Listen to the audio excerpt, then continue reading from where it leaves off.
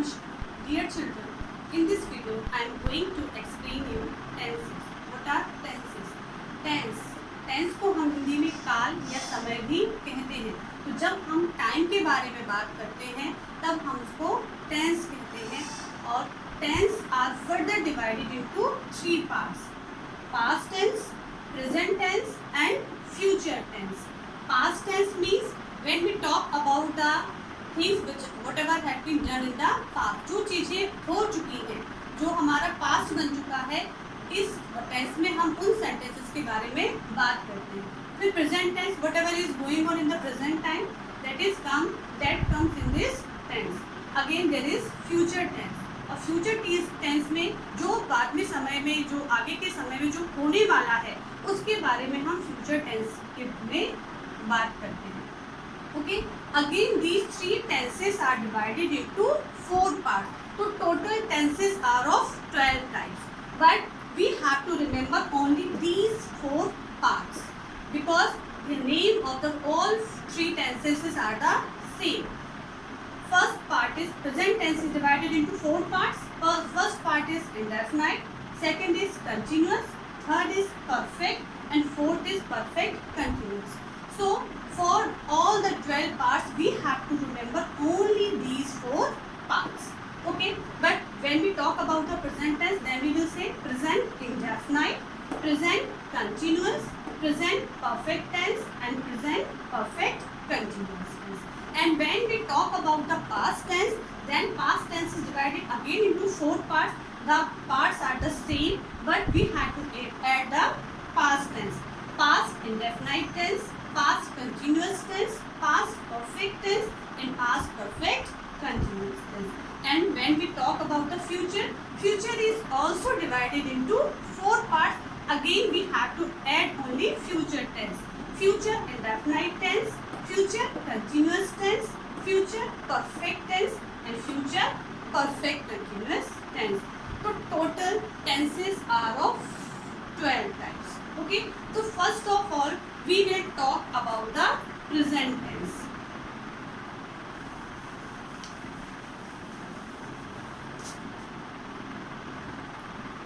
Present tense, तो first part जो हमारा है दैट इज प्रेजेंट इंडेफिनाइट.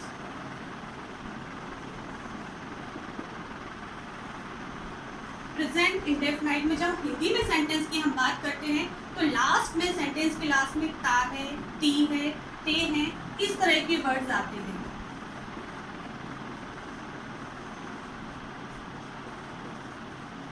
जैसे हम खाना खाते हैं, वह जाता है, वह गाना गाती है, या सीता खाना बनाती है. तो ये सारी चीज़ों के लास्ट में जो है ता है, ती है, ते है, हिंदी में इस टाइप के जो वर्ड्स आते हैं तब वहाँ पर प्रेजेंट इंडेफिनाइट टेंस होता है. Most of these sentences are based on the habit, जो हम करीब करीब लगातार कर रहे होते हैं. जैसे हम सुबह डेली स्कूल जाते हैं तो एक हमारा रूटीन है. तो जो हमारा रूटीन होता है वो ज़्यादातर जो है वो सारा का सारा प्रेजेंट इंडेफिनाइट टेंस में आता है. Now what is the formation of the sentence. लेकिन जब हम सेंटेंस बनाते हैं तो हमें किन चीज़ों का ध्यान रखना है कि सेंटेंस बनाते समय हमें पहले क्या यूज़ करना है, उसके बाद में क्या यूज़ करना है. तो that is the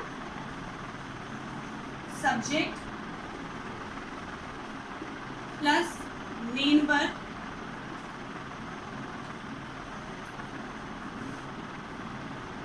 subject plus helping verb plus main verb plus object plus other words.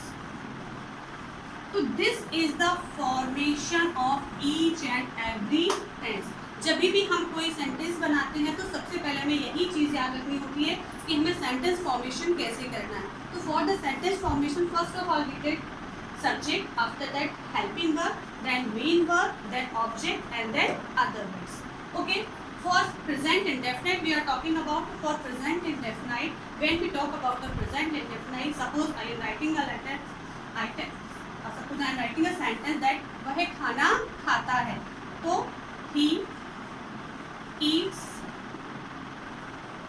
food.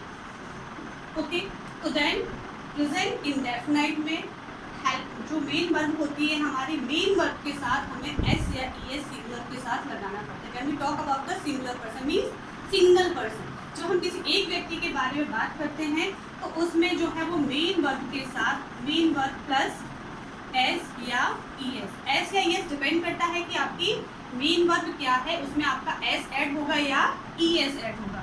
तो ये आता है हमारा सिंगुलर के साथ, सिंगुलर के साथ आता है एस या E S, main verb plus S या ई एस। और यही प्लूरल के साथ होता है only main verb, that is first form of the verb. तो in present indefinite we use first form of the verb. If we are talking about the singular, then we add s या es with first form of the verb, and if we are talking about the plural, then we add then we add only the first form of the verb. And what about the helping verb? Actually, in assertive sentences, in plain sentences, there we use no helping verb. Present indefinite में जब हम सिर्फ एक simple sentence की बात कर रहे थे, एग्जेक्टिव सेंटेंस होता है, वहाँ पर कोई भी हेल्पिंग वर्ब यूज नहीं होती। लेकिन जब यही सेंटेंस हम नेगेटिव या इंटरोगेटिव में चेंज करते हैं तो वहाँ पर हेल्पिंग वर्ब का हम इस्तेमाल करते हैं। Same pattern is there when we talk about the singular. Singular के साथ जो है वो हेल्पिंग वर्ब हमारी कौन सी आती है? डज, ये आती है हमारी सिंगुलर के साथ। और प्लूरल के साथ हमारी हेल्पिंग वर्ब आती है वो है do. Clear?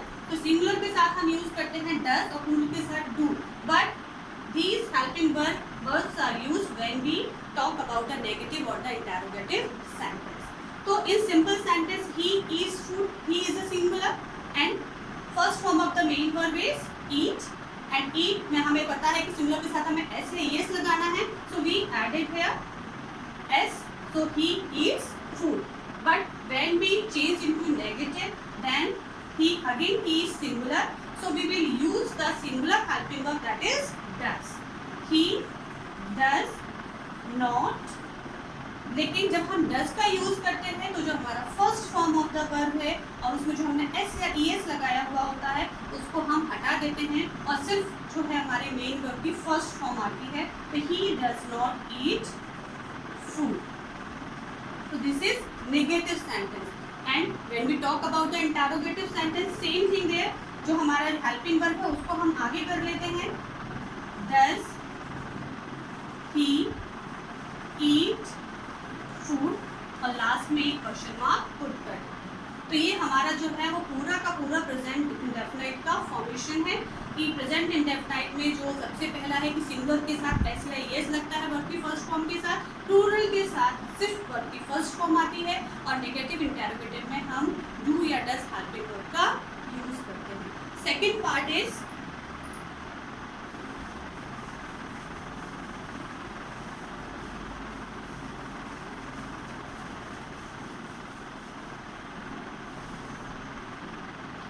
second part is present continuous. Present continuous sentences कैसे होते हैं? जो कि काम हमारा बराबर चल रहा है, जहाँ की हिंदी में सेंटेंसेस में लास्ट में आता है रहा है, रही है, रहे हैं।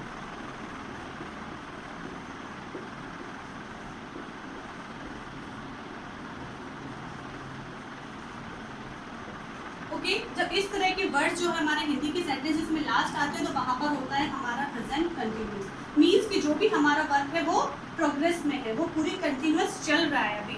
जैसे कि अभी आपको लास्ट सेंटेंस बताया था कि वह खाना खाता है, उसी सेंटेंस को हम दोबारा यहाँ रिपीट करते हैं उसी टेंस में, तो क्या होगा? अब क्या हो जाएगा वही सेंटेंस, वह खाना खा रहा है। मतलब वो जो करता है वो उसकी हैबिट है कि वो खाना खाता है, लेकिन वो खा रहा है, मतलब अभी भी उसका काम जो है वो जारी है। तो क्या होगा? सेंटेंस की जो फॉर्मेशन था वो सेम वही है, subject plus helping verb plus main verb plus object and plus other words. Okay, तो again we are talking about the singular and the plural pronoun. तो जब हम सिंगुलर सब की बात करते हैं, सिंगुलर सब्जेक्ट की बात करते हैं, तो सिंगुलर सब्जेक्ट के साथ वी यूज इज।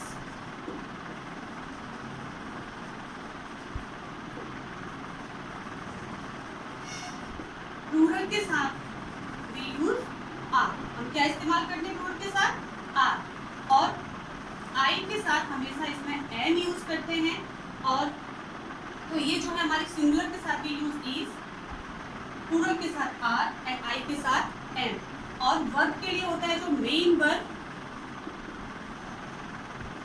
की first form plus ING. Okay, तो मेन वर्ब की फर्स्ट फॉर्म में हमें आईएनजी लगाना है, वो हर सेंटेंस में लगाना है, चाहे वो सिंगुलर सब्जेक्ट हो, चाहे वो प्लूरल सब्जेक्ट हो, चाहे वो आई हो। तो let us start with the subject that he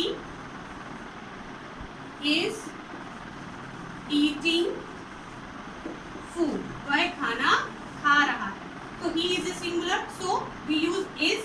verb की फर्स्ट फॉर्म जो है वो हमारी ईट है, ईट में हमें आईएनजी ऐड करना है, तो we add ING then object. Okay, तो ही इज ईटिंग फूड। लेकिन यही यदि प्लूरल होता तो प्लूरल सपोज करो कि दे, आई एम यूजिंग दे, तो दे के साथ यहाँ क्या आ जाता है are, they are eating food. Okay, तो यहाँ जो है जो हमारा ये जो मेन पार्ट है फर्स्ट फॉर्म प्लस आईएनजी, ये हर सब्जेक्ट के साथ चाहे वो सिंगुलर हो या प्लूरल हो, इसमें कभी कोई चेंज नहीं होता। अगेन आई होता है यहीं पर, तो क्या हो जाता I am eating food. Okay, तो इज एम आर, सिंगुलर के साथ इज, प्लूरल के साथ आर और आई के साथ एम, तो ये जो है वो हमारी हेल्पिंग वर्ब है, ये हमारी मेन वर्ब है, और ये जो है हमारा ऑब्जेक्ट है। तो this is the formation of the sentence. After that when we talk about the negative sentence और the interrogative sentence, same thing is there कि जो हमारा नेगेटिव सेंटेंस होता है उसको हम हेल्पिंग वर्ब के बाद नॉट लगा देते हैं। तो यहाँ पर हेल्पिंग वर्ब हमारी क्या है इज, तो क्या हो जाएगा he is not eating food. Again in plural में हमारी हेल्पिंग वर्ब क्या है आर, तो we will use they are eating food. Again I के साथ जो हेल्पिंग वर्ब हमने यूज की है एम, तो इसमें क्या हो जाएगा I am not eating food, they are not eating, I am not eating food. And when we talk about the interrogative sentences, interrogative sentences में जो हमारी helping verb होती है उसको हमें आगे लाना होता है सब्जेक्ट के पहले। तो for this sentence we will use is he eating food, और are they eating food, am I eating food, and at the last of the sentence we put mark there the question mark. Okay, so this is the present continuous tense. And next part of the present tense is present perfect.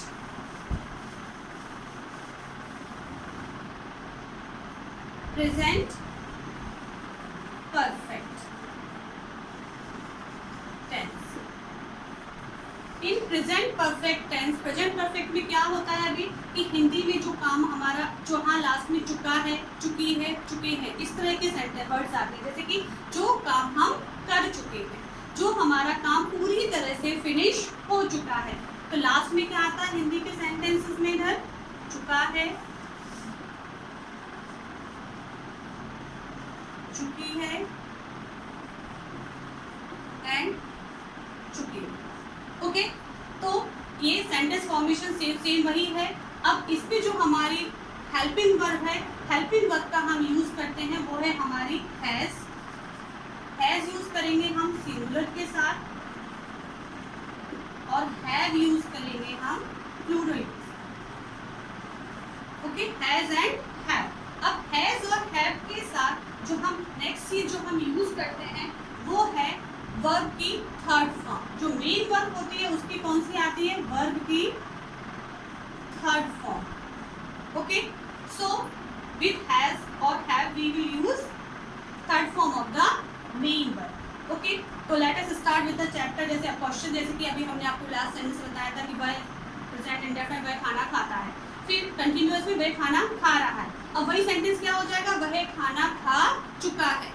ठीक है, तो वह खाना खा चुका है तो क्या होगा, ही इज ए सिंगुलर, ही। अभी आपको बताया इसके साथ हम हेल्पिंग वर्ब यूज करते हैं हैज या have, because he is singular so we will use has. He has. Again I told you that we will use the third form of the main verb.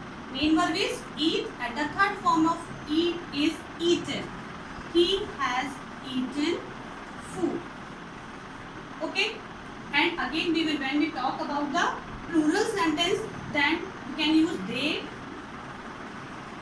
have eaten food. Okay? Subject plus helping verb plus main verb plus object. तो ये हमारा जो है पूरा sentence formation हो गया. Singular we use has and verb की third form, and plural we use have and main third form of the main verb. Okay, again when we talk about the negative sentences, same thing is there कि after the helping verb we will use not for the negative sentences. So for that it will be he has not. यहाँ क्या add हो जाएगा हमारा? Not. He has not eaten food. यहाँ जो हमारे main verb है इसमें कहीं कोई चेंजेस नहीं होते. फिर इसी में इधर भी they have not. Again we use here not. They have not eaten food. And then we talk about the interrogative sentences. So interrogative sentences जैसे कि पहले कि अभी earlier I told you that we have to put out the main helping verb before the subject. So whatever there, has he eaten food? क्या वह खाना खा चुका है? तो after that we will put the question mark. Okay. Again for that have they eaten food? Okay, and question mark. So this is the formation of the sentence. And next fourth part of the tense is present perfect continuous.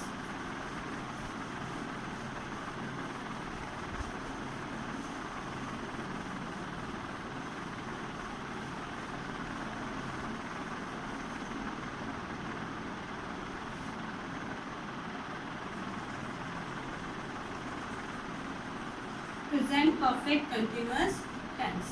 अब present perfect continuous tense में क्या होता है?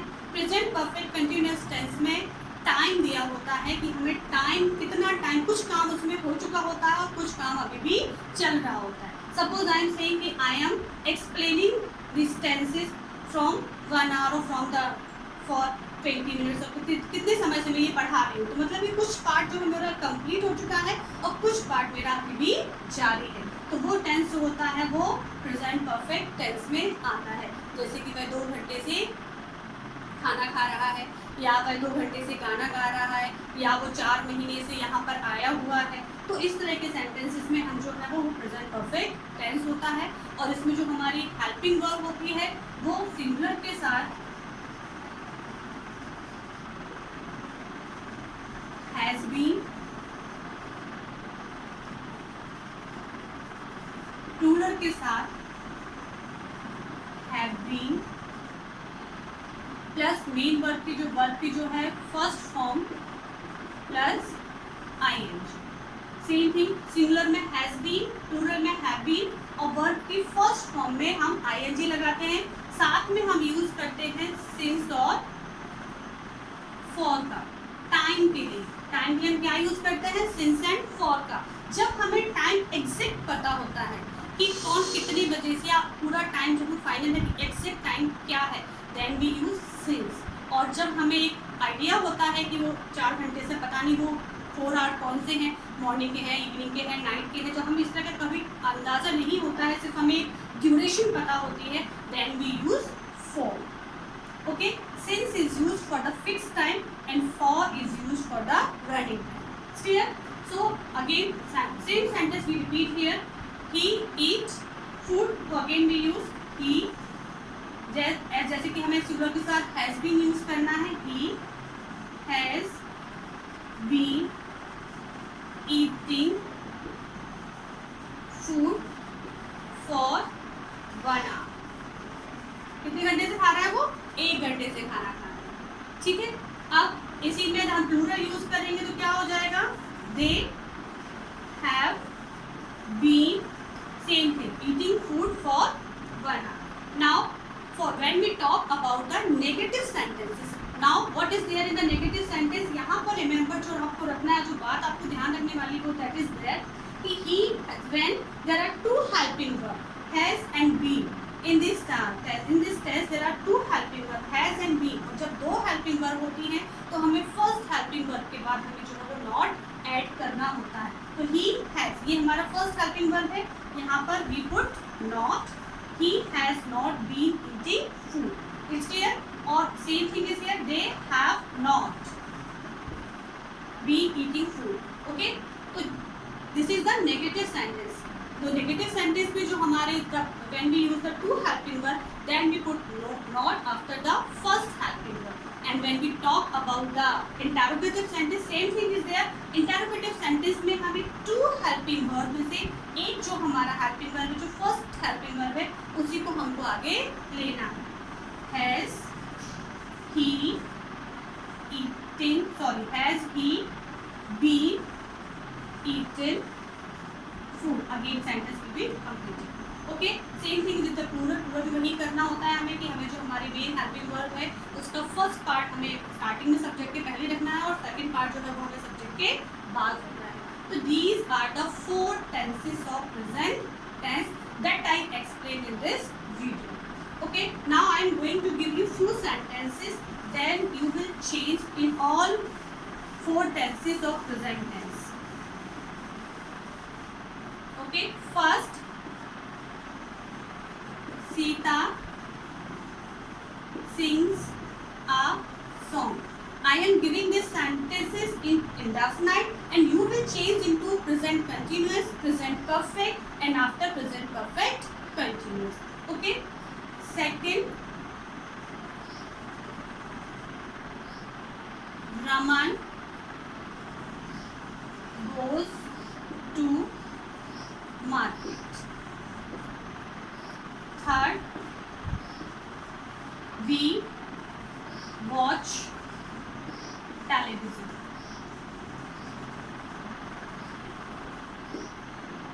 Okay, fourth one is we watch television. Teachers teach us. Fifth one,